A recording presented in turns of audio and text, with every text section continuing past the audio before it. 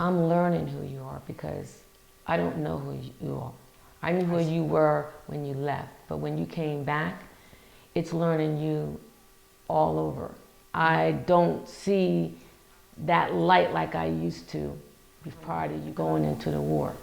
Every time you came back, I saw a piece of you chipped away.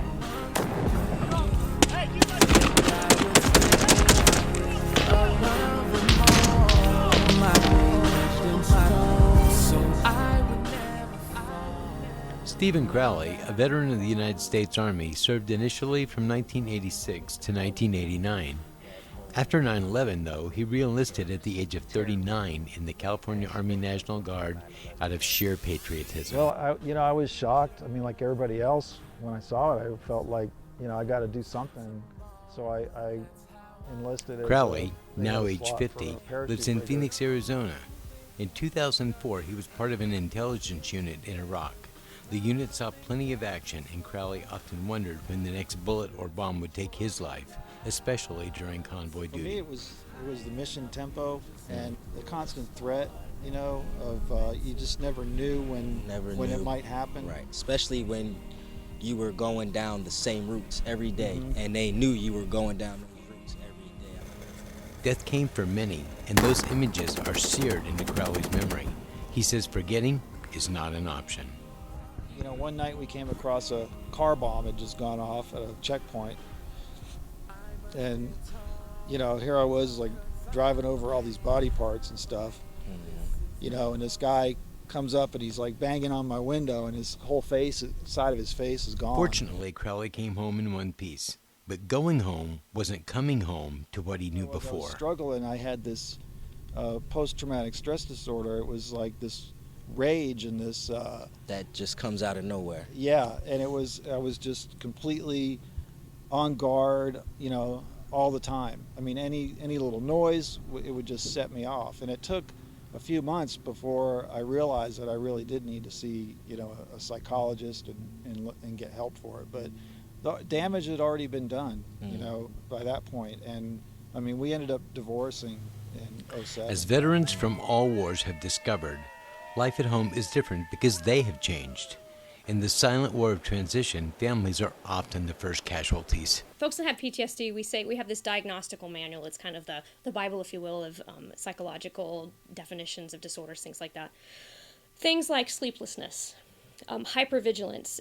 Do you find yourself, there's a sound that goes here, and all of a sudden you are so hypervigilant that you are one focused, and you might completely disregard the rest of the room, and that door slamming suddenly feels like a gunshot. Mark Lucky Llewellyn spent 10 years in the United States Army and served 3 tours in Iraq. On his first tour in 2002, he and his men were allowed to neutralize the enemy when necessary.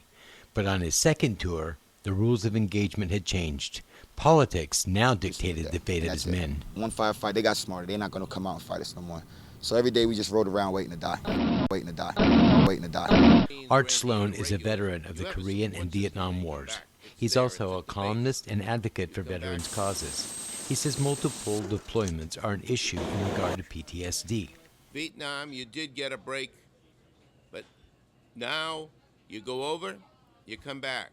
You go over, you come back. You go over, you come back. I've known people to go over 12 times. Sloan says multiple deployments make the transition to permanent civilian life much more difficult. Force and suicide are connected. You may not think of that, but you've lost your family, you've lost your kids, your husband or wife has them, and what are you going to do? You're out on the street. I am a king, I'm a god, it's in the essence, it's in the art, one who inherits the vine right above, dominion over the land, I rule like a mind. Did you get a job? I've been out there for 6 interviews and no one will hire me. I've been out there all week. Get these bills. I'm trying to get a job. Many veterans suffering from psychological problems put off dealing with them because of the stigma involved with mental health issues. Shika Riley, founder of the Horse Rhythm Foundation, specializes in helping veterans wounded physically and psychologically through equine therapy. One of the problems with this war is the fact that we have multiple deployments. So these guys are coming over, they come back, and especially if they're in a relationship, especially if they're married, if they have kids, they don't have time to transition, recovering from their first deployment. Before they know it, they're getting sent over for a second deployment. Then they come back, and then they don't have time to transition again. Then they're getting deployed again. So that sets them up more for failure as far as transitioning. It sets them up more for PTSD and for injuries. Riley, an Air Force veteran of Operation Desert Storm, provides veterans with alternative therapy using horses to help veterans rebuild trust and confidence in themselves. Riley says the horses form bonds with veterans who have lost faith in people because of what they experienced in combat. Therapy. It seems like our process of trying to get through to an individual is cut in a quarter of the time. We get through these guys a lot faster. Horses are very sensitive animals. Even their skin alone is 7 times more sensitive than ours. So they understand the touch. They can feel your heartbeat 3 feet away. So if you're anxious, if you're frustrated, if you're angry, they feel that before you get there. So they become your mirror for you. So you're able to look at your own reflection and see who you are, because you forget who you are once you come back. And you think that it's everybody else when it's actually you. Jenkins, also an equine therapist, says many veterans with PTSD show signs that they need to be evaluated. As an equine therapist, but families often don't know what to look for. Folks who've served, they come from a community where, you're part of a herd, where you're supported by people who got your back, that they're going to be there for you. And then you come back from serving and you're on your own. Granted, you have your family, and no disrespect to the family, of course they have the family, but they weren't there and they don't get it in that same way. And, well, you're home now.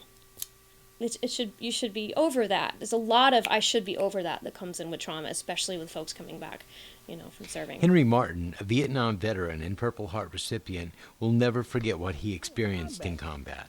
We getting live ammunition round shot at us. Seeing your buddy shot in the head, chest laying open, guts hanging open. And you're a young guy, how do you think that would make you feel? Martin, after 44 years, still feels the effects of PTSD and takes medication to reduce its effects, but he still shies away from crowds and loud noises. Just like me, I got 21 grandkids and 4 great ones, and they all come over here. But after about maybe a half hour, I can't deal with it. They look up and say, "Where's Pop-Pop?" I go off in the room. Patches, a disabled homeless veteran who served in Iraq, says there's no way he can forget what he saw and felt. You can't see somebody's head's blown off, and it's not going to haunt you. I mean, it's going to haunt you, the rest of your life. When asked how he deals with his PTSD, he says he really doesn't. I don't really know. I mean, I just don't think about it, man. Pretty much. Just put it out of my head. If I don't think about it, it's like it's not there, I guess, you know what I mean? Not all who suffer from PTSD are in combat. Bill West suffered for over 30 years before he sought treatment after witnessing a helicopter accident that occurred in Germany during the Vietnam War. We could tell when it lifted off, it wasn't going right, and it wound up it was missing, and it just couldn't get up the altitude, so the rotor blades they had concrete light poles in Germany. The rotor blades hit the poles, and it was throwing chunks of rotor blade and concrete all around. Then the helicopter nosedived into the ground, and the crew chief, he went to jump out the side to run away because I guess they knew it was full of fuel, and he ran right into the rotor blade. And so first it decapitated him and threw his head out onto the highway out in front of the post, and then the next blade must have caught him in the back, and it just looked like a little rag doll. And he went flying. So after that, that's kind of when parts of it started, because every time I heard helicopters and all, I'd be ducking or... Often veterans say they don't feel like they fit into American culture that appears indifferent to military issues. Some desire to go back to the combat zone where they are better understood by their peers. Started finding myself addicted to the adrenaline. I wanted to go on missions. I wanted things to happen. I wanted more and more of it. And then when I got back home, all I wanted to do was go back. But those thoughts and feelings veterans try to forget usually catch up with them. Kelly Schramm was a U.S. Army medic in Iraq in 2004. Her memories are still quite vivid. I'd say the worst were the amputations and the burns. So even some decapitations, just you know, horrible, and it was just day after day after Her day. PTSD manifested itself after being discharged while attending college and working for the VA in Gainesville, Florida. It led to a depressive episode where I didn't leave my house for 2 months. I failed all my classes, I quit my job, and I just didn't leave my house. David Berselli, a Vietnam veteran and founder of the Berselli Foundation, helps veterans unlock the trauma absorbed in the body using a series of physical exercises that signal the brain to release the trauma recorded there. They teach you how to amp up. They teach you how to be on alert. They teach you how to defend and fight, but they don't teach you how to calm down afterwards. Bill Montgomery, Maricopa County attorney in Arizona and Desert Storm veteran, says the military is trying to make the transition to civilian life easier for veterans. But veterans can help themselves by joining veterans organizations where they can feel the camaraderie. About folks who are coming back with PTSD and then being in an environment where they can deal with it, I think I was kind of alluding to it, that camaraderie, though, gives you a safe place where you can share your experience and you know you're going to be understood. And if you tell somebody that, you know, I wake up and I think I'm still on patrol, they understand. And it's okay. And, you know, if somebody starts break down crying because they never dealt with the loss of a squad mate, it's okay. That's fine. There aren't very many places for someone who comes back after having been in an environment where your training and everything else is meant to make you individually self-sufficient, reliant on others, on your teammates, but you got to pull yourself up from time to time and then come back from that, and that's all you've got is trying to rely on yourself all the time, and there's no support. There's no place to vent. That can be very dangerous. We were meant to be kings of kings,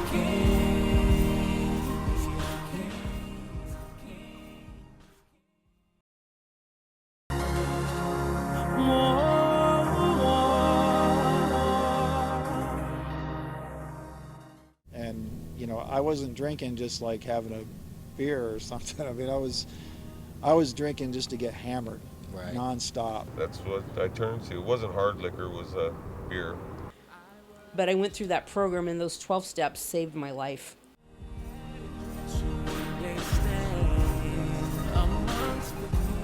Oftentimes, when veterans return home, they don't get help immediately for their psychological issues out of fear and denial. Their comrades in arms who were there for them around the clock are gone. They feel alone, misunderstood, and cut off with no clear mission. In addition, jobs may be hard to find. This is the world of a returning soldier in crisis mode. I met my real father maybe about 5 years before he died, and when he died, this has been 6 years ago when he passed away. And that event right there pushed me to drinking alcohol, and that eventually led to a divorce. And I eventually just hit the streets, just gave up on everything. If they don't get professional help, it's easy to see where they turn, to substances such as drugs and alcohol. John Scott, former Marine and Phoenix director of U.S. Vets, says substance abuse is one way to dull the pain of psychological and physical injuries. Being startled by loud noises, not liking to be around crowds, being hypervigilant, kind of the whole nine, and people not understanding that. And how are you going to get through all of that anxiety? Most people, you know, they'll either drink, smoke pot, or use the opiates that they're getting from the VA because, you know, they'll get a lot of medication when you go to the VA the first time, especially if you're going in for psychological problems. Right. You know, you can get hooked up with a lot of meds. You know, next thing you know, people are, you know, abusing prescription medication as well. U.S. Vets provides housing for homeless veterans. In his position, Scott sees many veterans in different states of mind. He says heavy use of alcohol often precedes a veteran heading to the streets or even taking his own life.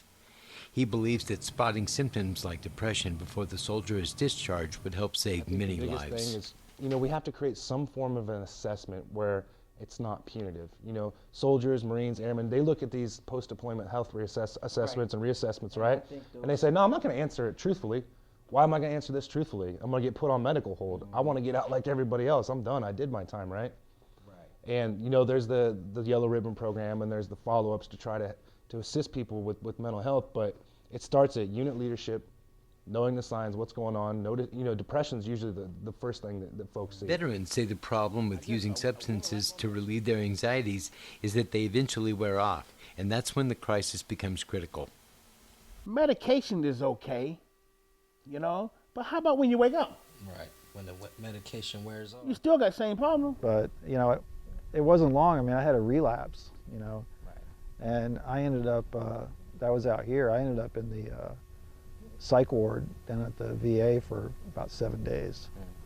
You know, I was ready to, you know, take my own life at that point. Domestic issues take on the intensity of a life or death threat.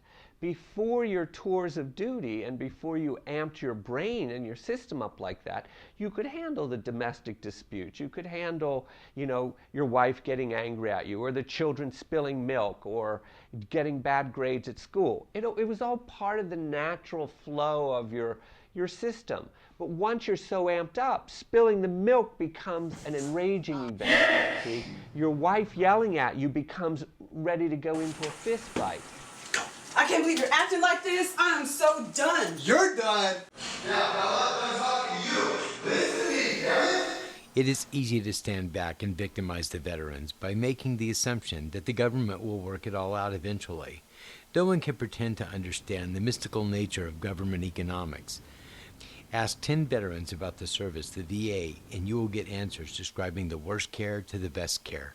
But none can deny the heavy backlog of cases that VA has to deal with.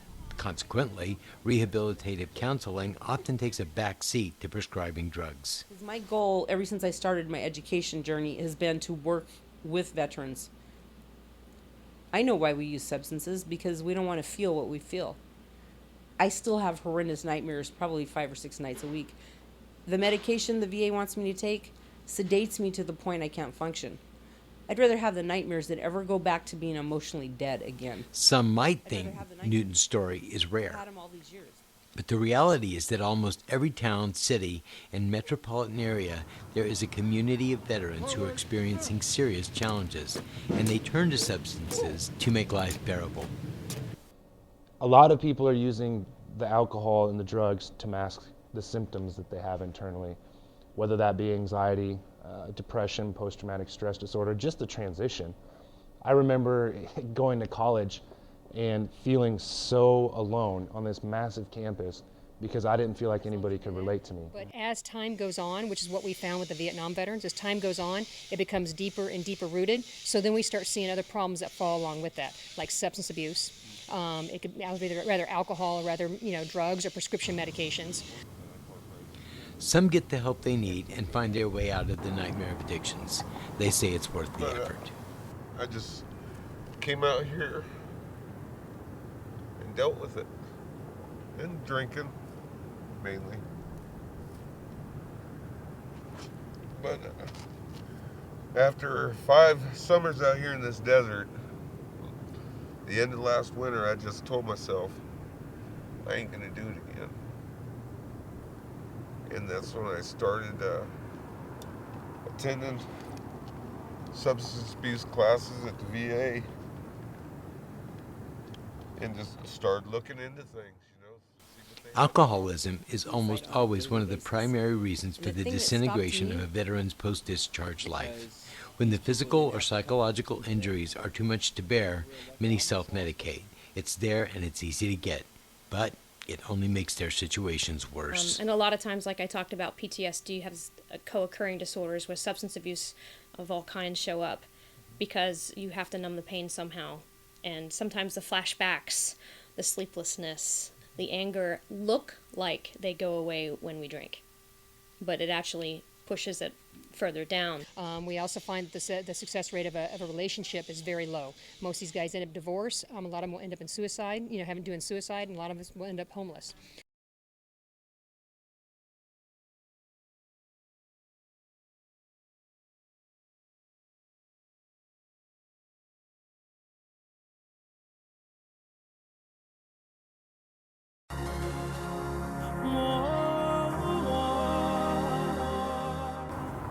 I never was much of a drug addict, so But you know, being a paratrooper for all them years and drinking ever since I joined, that's what I turned to. It wasn't hard liquor, it was beer. This is Phoenix, Arizona, but it could be anywhere. It could be your town, but in nearly every town, city, and metro area, there is a growing community of homeless people, and a growing number of them are veterans. Eric Vallejo spent nearly 6 years living on the streets of Phoenix. He became homeless at 44 due to an alcohol addiction. He served in the United States Army Rangers. Yeah, this is a spot that me and two of my good buddies, we call them road dogs. You know, the three of us hung together, drank beer together, and watched out each other's back. And we stayed down here for all of probably 2.5 years. What's the hardest part of the whole transition thing? Well, at first the hardest thing was the separation from the family, you know. My daughter and my sons and my ex-wife, we never stopped loving each other. I could always call them, but it was, I don't know if it was maybe pride. Vallejo now lives in transitional housing for veterans. He maintains relations with his family and is looking for work. You know, I'm going to have to learn how to conform to society, whether I like it or not. Somehow, these men and women spiral off the grid of life, bouncing from drugs and alcohol to suicide, leaving families in a state of chaos. On the streets, they learn to become invisible. Newton, for example, found places to sleep in her car night after night. I would find a quiet apartment complex and pull behind it and put my sunscreen up and just try to sleep with the doors locked. And that was really uncomfortable in the summertime because I couldn't leave the windows open because I didn't feel safe. So the cop or the security guard would knock on it and go, "You can't stay here, you can't sleep in your car." More is being done for those who have a hard time helping themselves. But is it enough? So we're starting to break down those barriers that are keeping our hardest to serve out of housing with like our housing first approaches in the community. So, and then of course our overall mission is to end homelessness among veterans by 2015. There are still about 70,000 veterans homeless nationwide who need help beyond a place to stay. They need long-term counseling, therapy, and many will need jobs. Experts say safe housing is just a good first step. It's 100% better than living out under a bridge on a cardboard box, especially when it's cold and raining. I've done that, so I know what it's like. Vernell says he had made the decision to get out the streets on his own out of self-preservation. Now he's getting counseling and looking for work. Federal and local governments will always claim a lack of funds to conquer veteran homelessness, but not everyone buys that argument. How many times do you go out for a drive and you see people, homeless veteran, disabled veteran on the side of the highway, you know? That every time I see that just makes me angry. And I can't understand that. How can the United States government let a veteran who has fought for this nation be homeless? Homeless and veteran, they're not supposed to be. Many non-veterans feel the same way.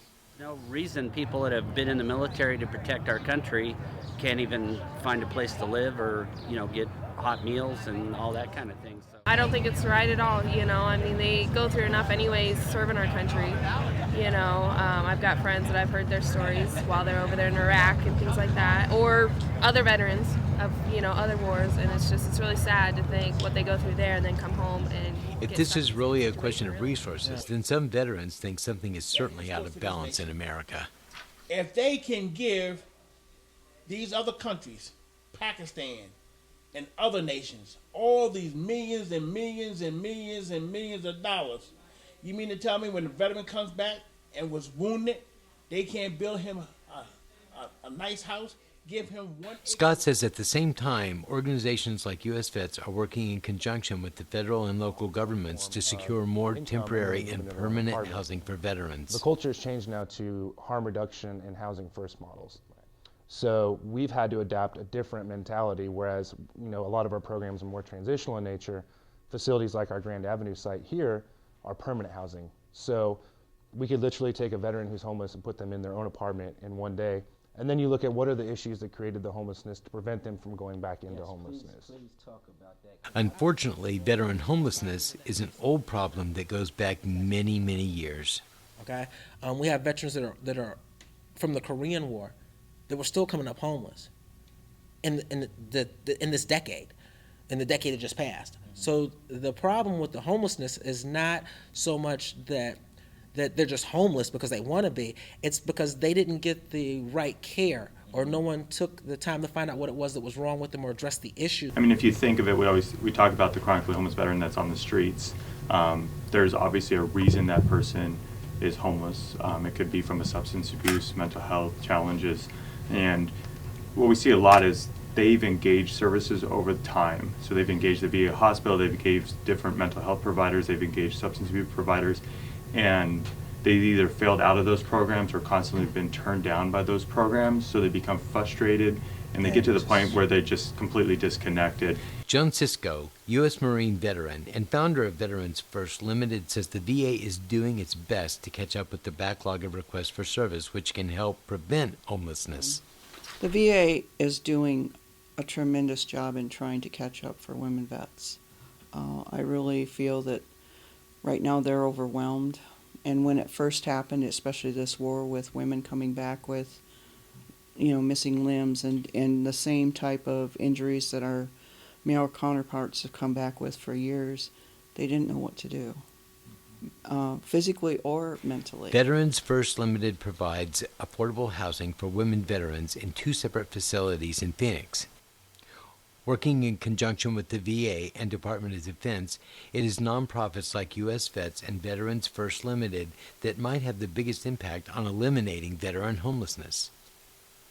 But it was Ronald Reagan who said the most dangerous words in the world are, "I'm from the government and I'm here to help." This is evident in the case of Patches, who lost a leg to an IED in Iraq in 2005. After becoming homeless, he lost his identification, and without that, the VA refused to help him. He lives in his car in various spots in the Phoenix metro area, still loves his country, even though the nightmares linger. May 27, 2004, when we was driving, doing routine patrol. Same route. Same route we always take every day. Instead of, I guess we could be switching up. I mean, I don't know. I mean, I guess they're like anybody else. They're watching what we're doing, and then they're gonna take the best path to take care of it. And we was driving, and I just remember explosion and a burn, and and then severe pain, I guess you could say. And then waking up to my legs. A soldier loses his leg in combat and returns home to find his family finances in a mess. He can't work and he must live on disability or in the streets. It's only a matter of time before he checks out permanently. There was a period of about 3 years where, I'm not kidding, I had to talk myself out of committing suicide on a daily basis. Jason, look, I am a king, I'm a god. It's in the essence, it's in the art. One who inherits divine right above, dominion over the land.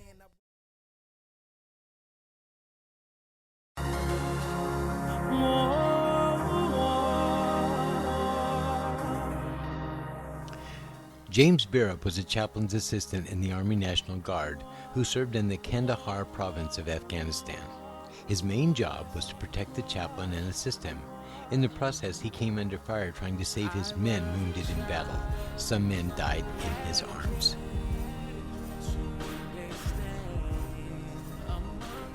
Tom and Adele Birup say their son suffered from PTSD and had been diagnosed as 50% disabled by the VA, which gave him medication to deal with it. If there was some fireworks or something like that going on, it would set him off, the trigger point, if you will, and he would think that he's back in the combat zone. Tom Birup says his son's disability was not evident most of the time. In fact, James was active in politics and had run unsuccessfully for a seat in the Arizona legislature.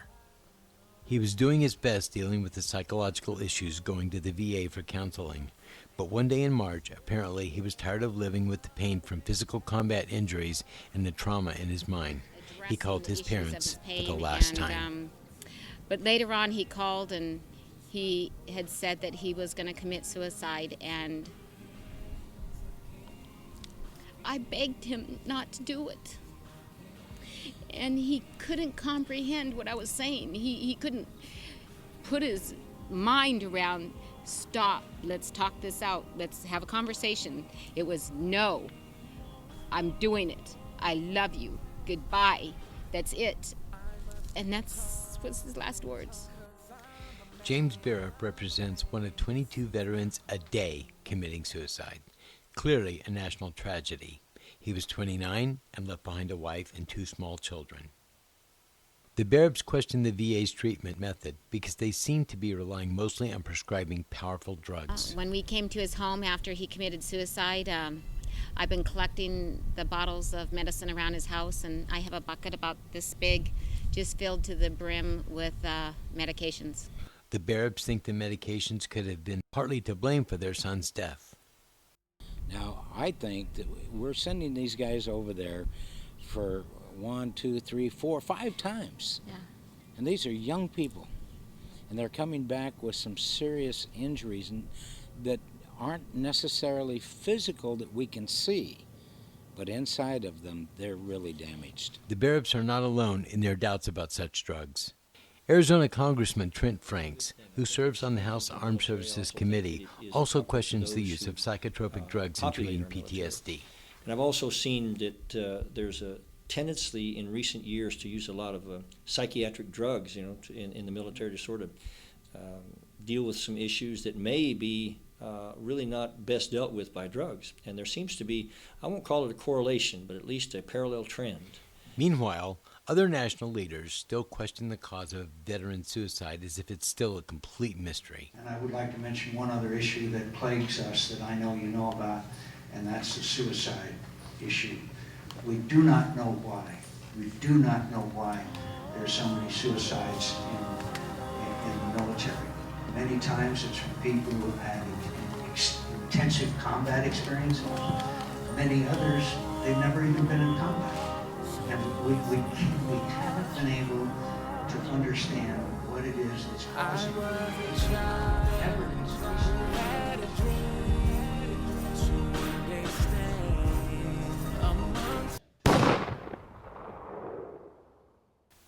Gordon Brown, founder of the Teen Veteran Foundation, was a senior counselor and suicide prevention officer for the Navy in California in the 1970s. He saw firsthand the effect of such drugs. Facility. And one of the biggest complaints was they didn't feel human anymore. They felt very lethargic. They felt there was a inability to feel emotion. They weren't able to respond as other clients that weren't on medication sitting in the group. They would notice that the other clients were responding with anger, with fear, with frustration. There were real emotions going on, and what these individuals told me is they felt none of that. They felt completely devoid of feelings. They felt dead inside. Brown founded Teen Veteran Foundation to raise money to prevent veteran suicide after 4 of his close veteran friends took their own lives over the years. Hamid the Italian is a member of Teen Veteran Foundation. He felt so strongly about the cause, he rode a bicycle recently from Flagstaff to Boston, 2,700 miles, to raise money and awareness for the cause. He spoke to many veterans along the way. There was one individual who, when they told him that his son had died in action, that he tried to commit suicide. And when he wasn't successful, he realized that his goal was to help families. Well, shortly after surviving, his young son committed suicide because of the death of his brother. Brown and the Italian say 50% of the time a veteran commits suicide, a family member does so as well out of utter grief, a ripple effect of tragedy and sorrow. Now, this woman contacted me. She had 3 children. She lost her the youngest son in Afghanistan. He was killed in combat. Mm-hmm. Her oldest child, a daughter, was in complete and total denial. Could not believe that her baby brother was dead. and it was very, very hurtful for her. And exactly 2 years of the date that her baby brother was killed in Afghanistan, she took her life. And so, again, this woman had 3 children. She now has 1. Experts say veteran suicide often is traced back to traumatic events they were unable or unwilling to cope with in and out of service. When they come home, everything looks okay to family. Inside, they're suffering emotionally, and something can sooner or later trigger that urge to take his or her own life. Sure. I think the biggest thing is educating the populace about the signs of somebody who may commit suicide. You know, it's the VA had a huge ramp up of, you know, now if we're encountering folks, that's one of the questions I'm going to ask you every time. Are you suicidal? The problem is the people that are suicidal are never going to tell you. They're just going to do it. Right. And it's a shame that that's the only way that they feel, the only option they feel that they have at that point to get rid of whatever problem it is that's haunting them. When these guys come back, especially after 1 or 2 tours, they come back and they've either had their best friend that's gotten killed, or they've seen somebody blowing up in front of them, or they themselves have gotten injured. It really puts a lot of stress just on the mental. David Berselli describes mental trauma from a neurological standpoint rather than a psychological one because it's easier for soldiers to understand.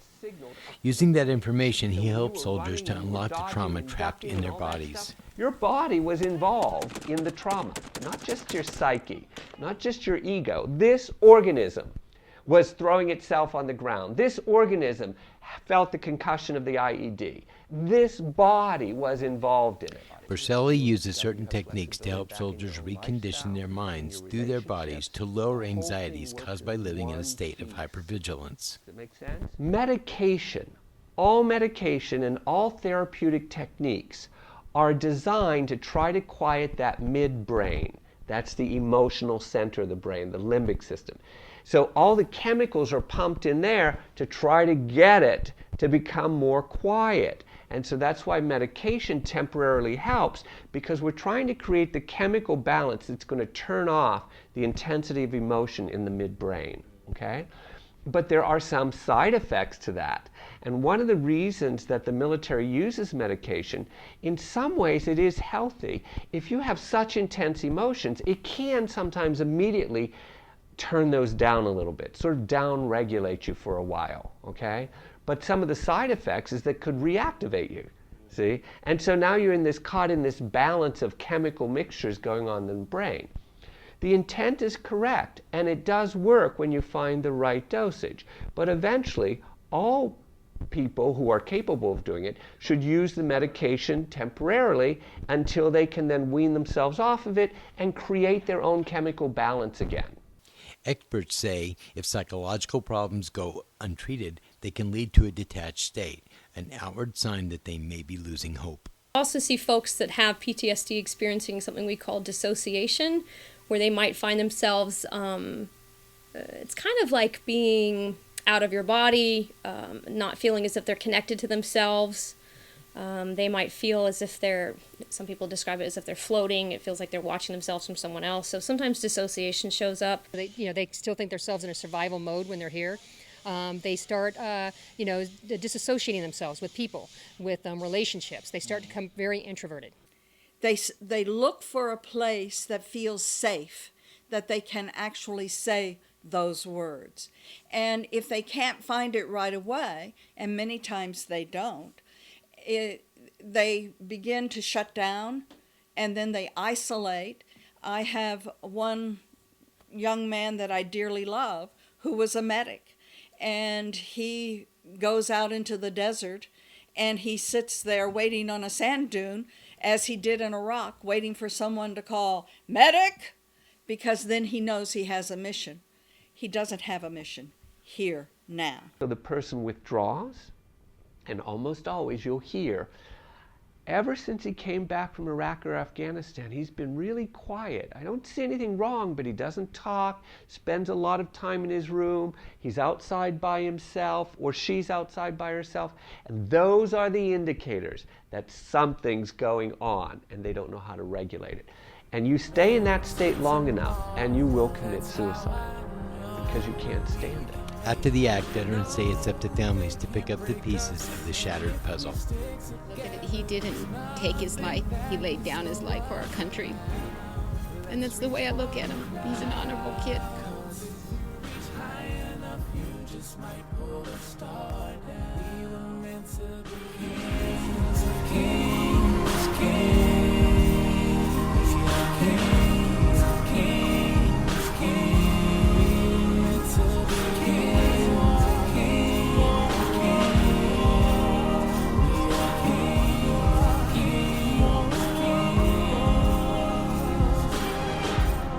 I must stand tall, cause I'm a man, this is my calling, here and now, nobody else, alone I stand, no worries of falling,